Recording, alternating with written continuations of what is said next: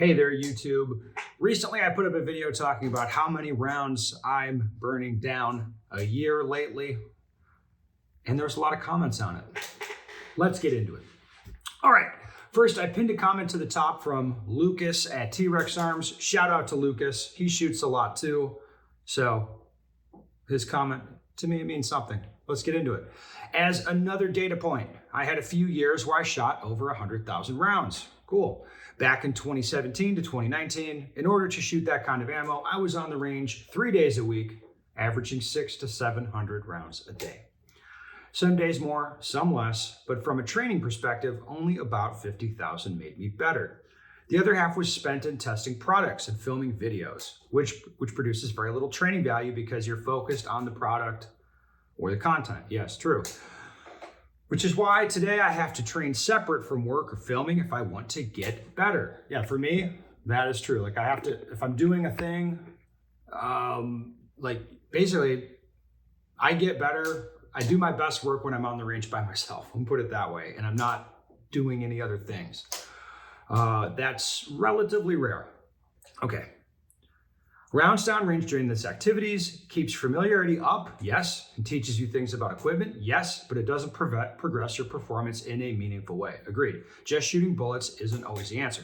Yeah, so a lot of times people equate the number of rounds is the amount of training that you're doing.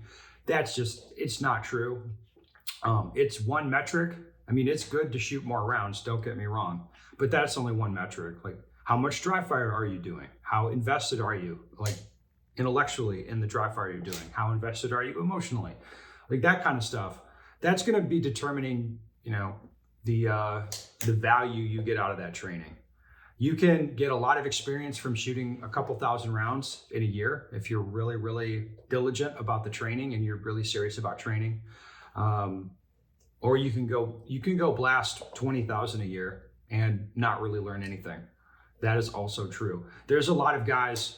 I mean, if you go shoot like USPSA or IDPA matches, there'll be guys at the match that you see that have been at the same level for like years, but they fire a lot of rounds, but they're clearly not learning anything.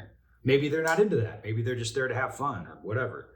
I mean, it depends on your mindset while you're spending the time shooting and training and all that stuff. That's going to determine how far you go with that. All right.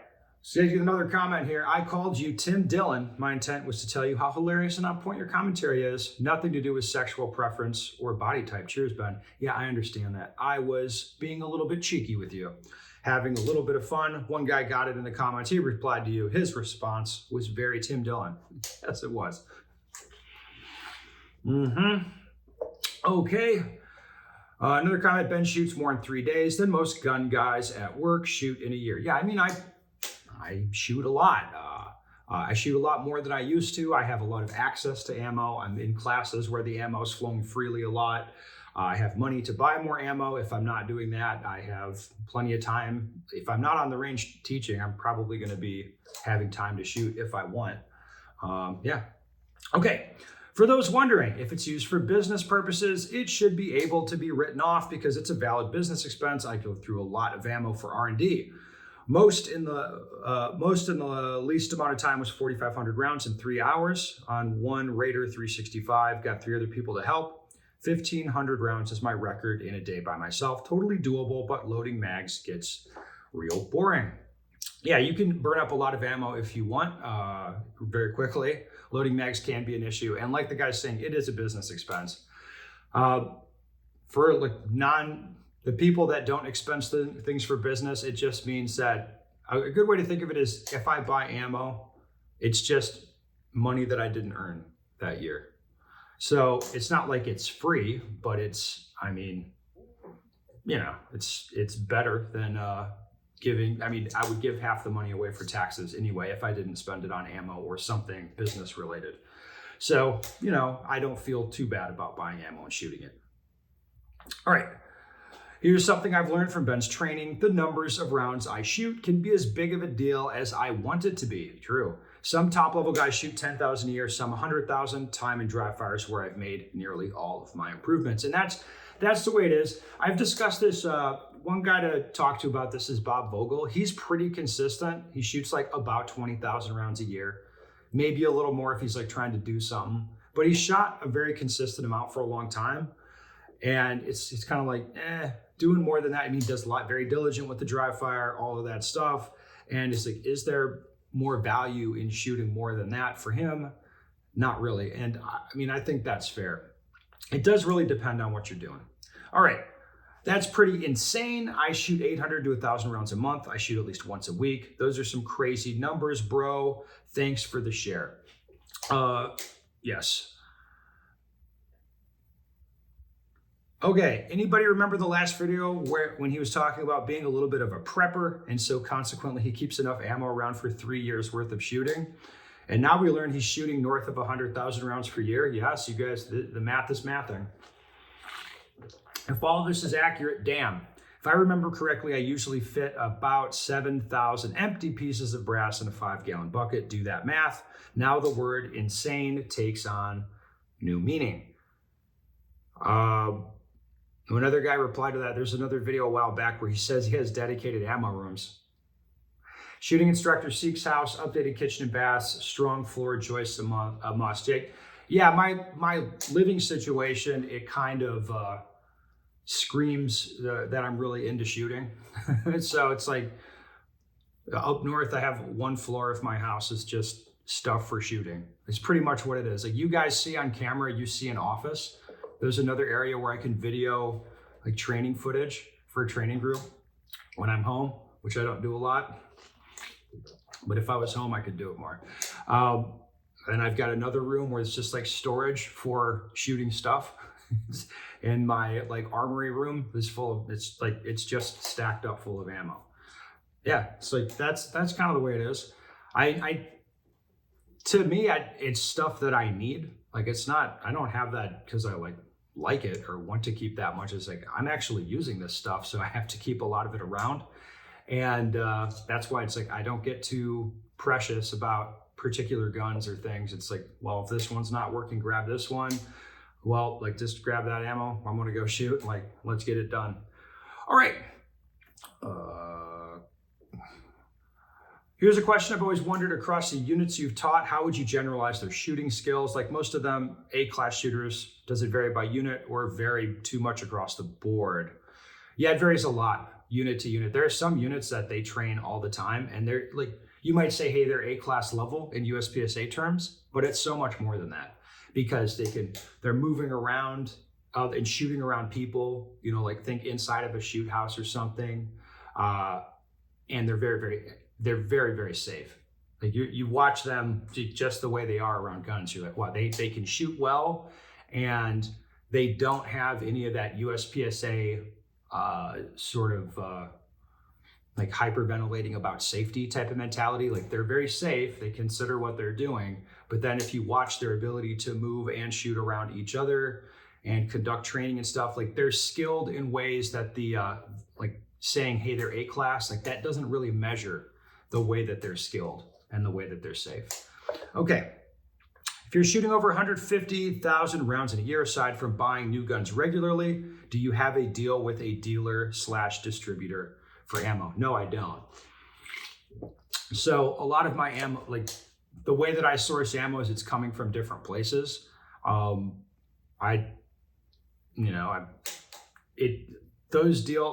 Getting a deal like that wouldn't serve me that well yet. I'm getting close to where that would make sense. For me, it's like my ammo has to flow to different places, and I like getting a pallet of ammo or getting it by the pallet doesn't make sense yet. I think at some point in the future it might. Okay, I thought shooting 15,000 a year was insane. Apparently those are rookie numbers. Yeah, I mean, maybe. Okay, I'd love to shoot and train that much. Okay, here we go. But people making 60K a year are probably in the top 10 or 12% of earners in the country.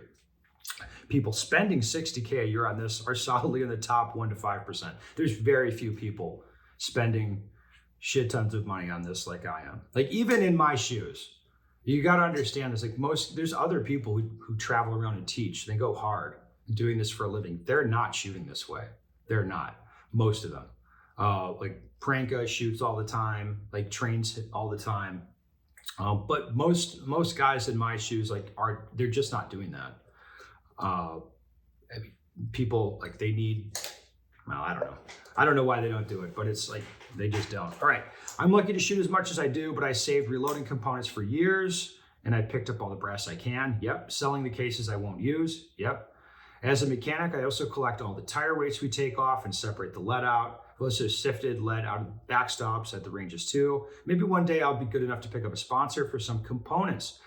The powder and primer situation is insane these days. We never used to reload for 9mm since you could buy cases of bulk 9mm for $120 out the door. You could get powder for $20 a pound and primers for $10 or $15 a case of 5,000. Okay, 5,000 for 50, 60 bucks. Yes, this stuff has gone up in price, absolutely. If I had to buy everything at today's prices, which eventually I will, that would suck. I've thought about making a career change just to get into the industry and get things cheaper. Yeah, as an aside, the reloading thing, it's died off a lot. There's just not that many dudes reloading. Like there used to be. It doesn't make that much sense anymore. What you see is guys like this who have legacy reloaders. I have all this stuff from, I've accumulated over years, and I just reload, and that's what I do. It doesn't make that much sense to now get into reloading and purchasing components and purchasing a press. It looks way less attractive at today's prices. And, that is kind of the way it is. All right, you teach at a high level, and I can readily imagine it takes regular practice and a lot of rounds downrange to maintain your edge. It's a cost of doing business because your skills are precisely what your students pay to learn. I would imagine that world-class talent in other fields like golf, tennis, what have you, spend similar amounts of wall clock time maintaining their skills and searching for the next incremental improvement. Yeah, as I said, most guys in my seat are not really trying to get better. I would say I could shoot way less, do very, very little training, like virtually zero, and I would maintain the skills I have just through teaching, shooting, familiarity, already with what I'm doing. However, a lot of things would stop. It's I wouldn't be developing new drills. I wouldn't be out taking classes with other people to learn new concepts. I wouldn't be shooting new systems all the time. All of that stuff would go away, right? And to me, that's why I'm shooting this much. I'll go and do, lots of training, the upcoming, the SIG 320 project, right? That's the reason that works, and that you guys care, you guys want to watch that, that'll be fun. That'll be fun for me, is because I'm putting down a lot of ammo while I'm doing it. I'm actually going to train hard with the gun and see what happens. What I get out of it is I'm learning a new system. I'm pushing my skills forward, all of that stuff. And I have to be shooting to do that. If I want to learn to shoot rifle better, I need to get rifles and I need to shoot them. That shit's not going to happen on its own. So I have to keep, to me, I want to keep pushing the ball forward for a little while, at least for a little while longer. And yeah, that's going to take resources. Okay. Do you ever get burnt out on shooting, or is there anything you do to keep yourself from getting bored of shooting or prevent it from feeling like a job? Yeah, so I do get burned out. What I get burned out by is the long, day after day after day after day after day, long days on the range teaching. So typically, I need a break. And to me, the way that I keep myself from burning out is I'm going to take that break. So I'm pulling out my calendar now. I've just come off, or I'm coming off, rolling very, very hard for 2 months, very little downtime. And this next week, you'll see me on YouTube a little bit, and it'll look like all systems go to you, but it'll be a pretty relaxed schedule for this next week. I think I'll be on the range maybe 2 days between Monday and Sunday of the upcoming week. I don't know when I'm going to drop this video, but yeah, maybe 2 days, maybe 3 days. So pretty relaxed. And then the week after that, I'm still at home. And that I'll ramp up into training a little bit. So during this 2 week downtime period I have in September, most of it will not be on the range. I'll be on the range very, very little time. And the other thing to keep in mind is I mean, like I said, what burns me out is being on the range teaching. Like if I'm not doing that, then my time on the range, I mean, I'll do the shooting I want to do for the day in like 90 minutes. It goes quick. So I don't really mind that. Like wake up, go to the range, trip off a few rounds, do, physical stuff, whatever I want to do. Like in Arizona, I do like to go shoot. Then there's a mountain right there by the range. And I go up the mountain, down the mountain. And that's pretty nice. It's like it's a nice little routine.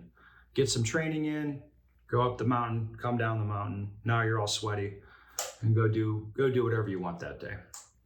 All right, let's keep going.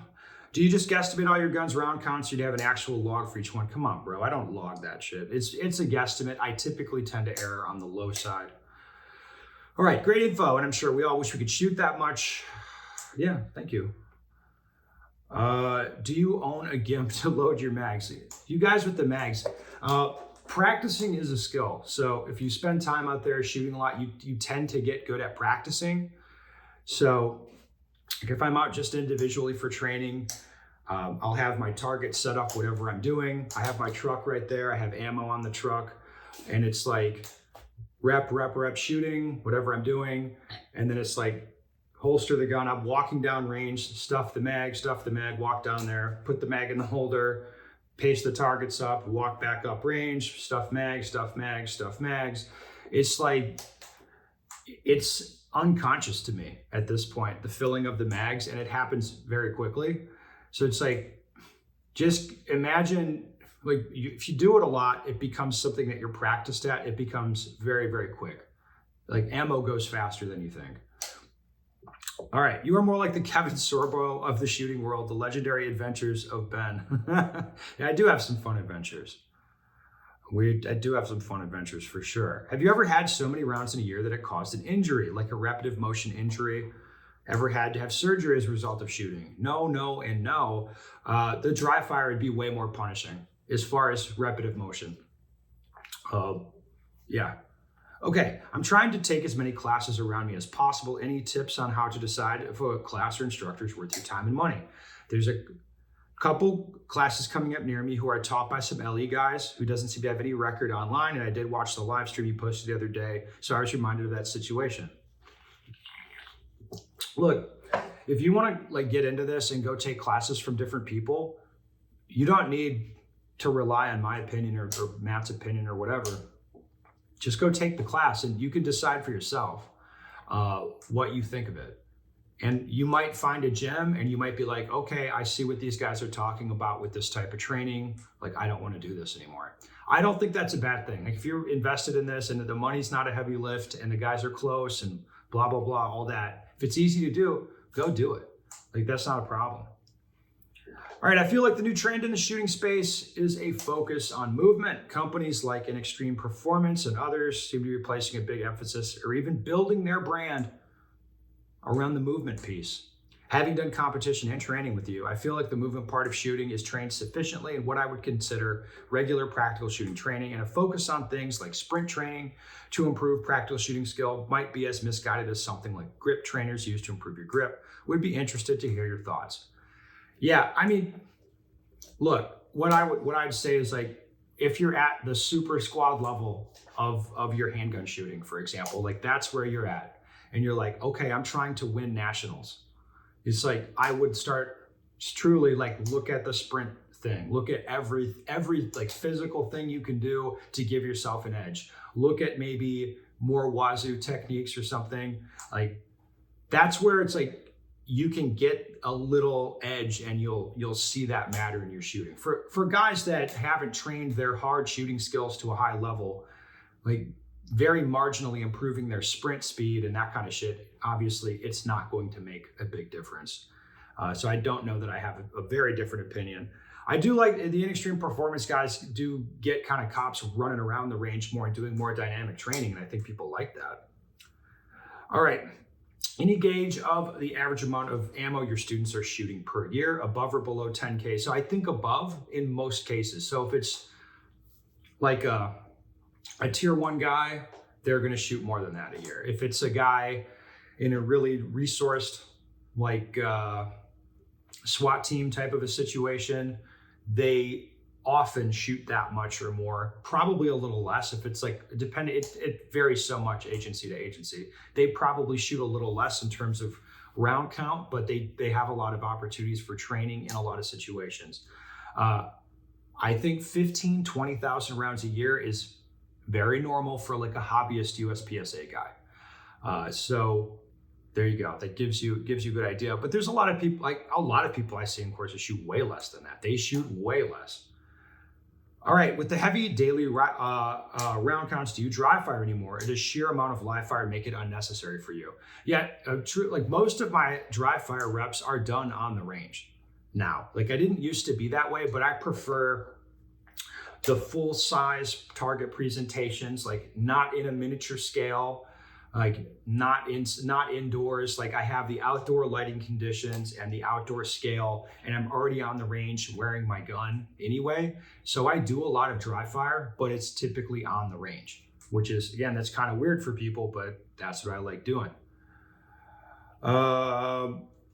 All right, as you transition back and forth through your various pistols utilized for that particular group you're working with or even on your own, how many rounds or presentations roughly do you find it takes for your natural point of aim to adjust to the varying grip angles, especially transitioning into and off of the Glocks?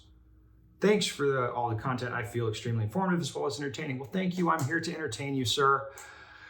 I would say this is floating. This has changed. It used to be like a thing. It used to be difficult to change platforms.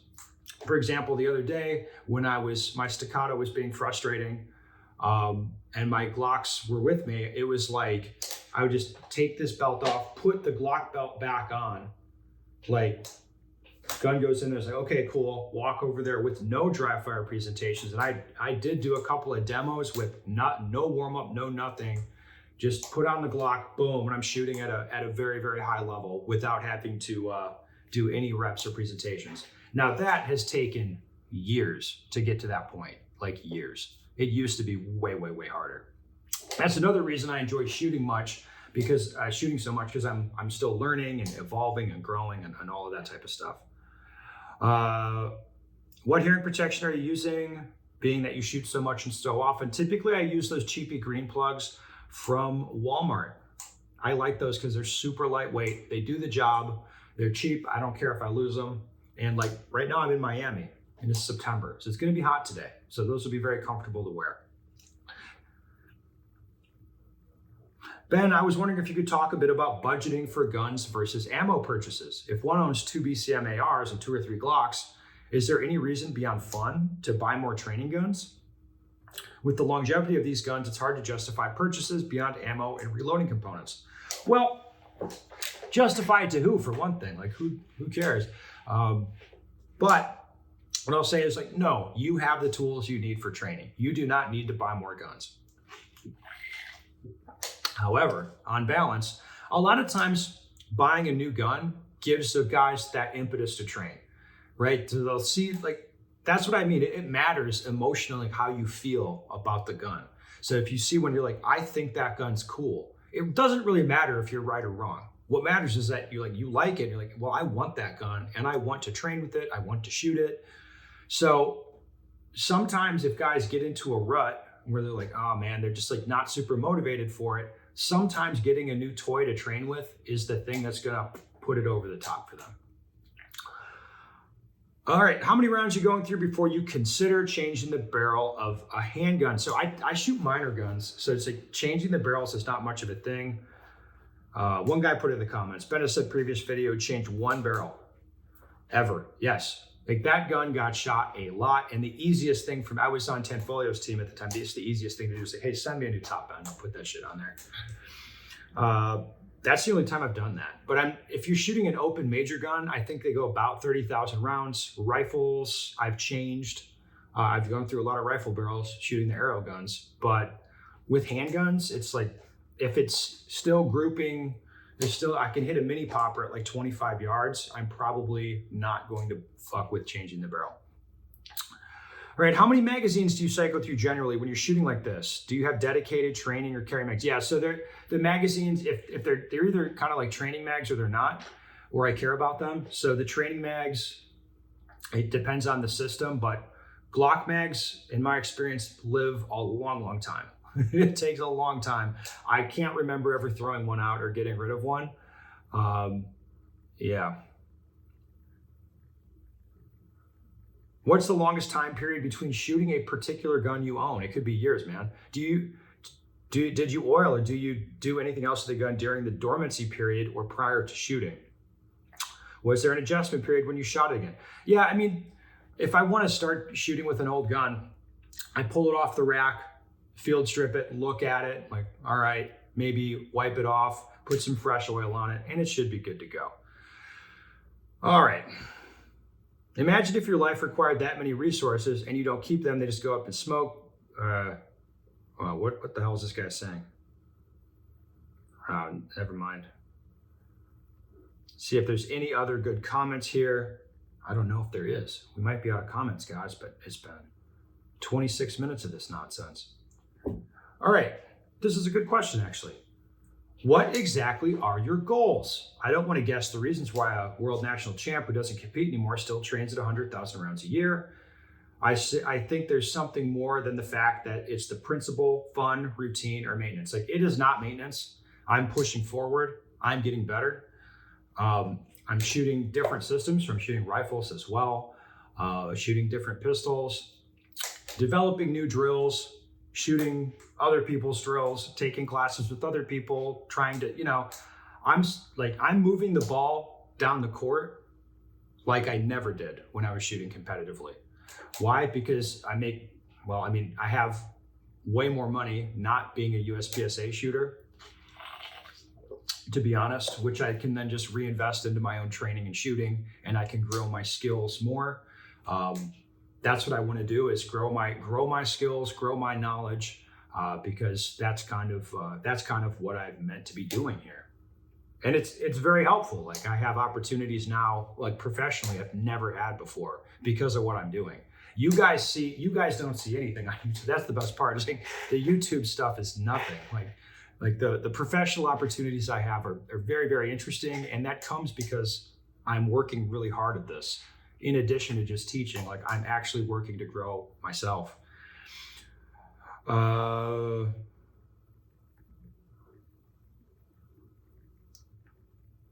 right, here's a good comment. If you are teaching at a high level, you need to keep your skills sharp to justify the price people are paying to learn from you.